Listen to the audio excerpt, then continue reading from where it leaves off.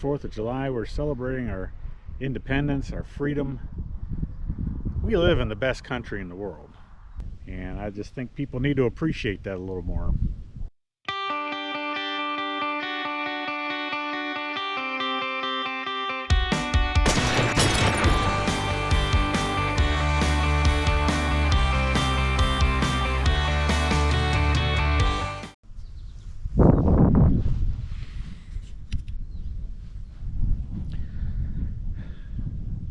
Well, hey everybody, as you can see, I'm in my patriotic best. Got some weather moving in here behind us, but I dressed up like this because this is my 4th of July video. We kind of stayed close to home on the 4th, and as it turned out, it was a beautiful evening. Had a great sunset. Got to see a lot of fireflies. I'm going to show you some video of that here in a second. And sometimes nature just provides everything you need for your entertainment, for a nice quiet evening at home.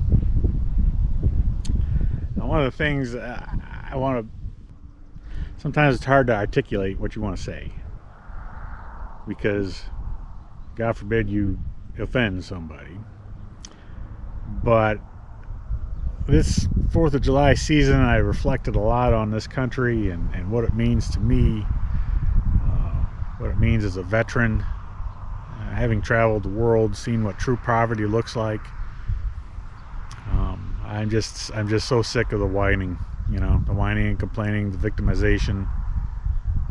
There's just way too many people that seem to make it their goal in life to wake up every morning to find something to be offended by, just so they can raise a stink about it.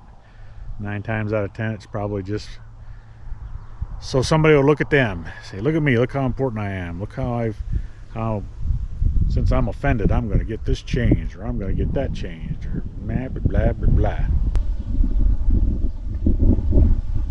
People need to wake up. You don't know how good we've got it here. Quit all this victimization and complaining, and just make the best of your life. You have every opportunity in this country. Alright, I'll get off my soapbox. Let's see what nature had in store for us on the 4th of July.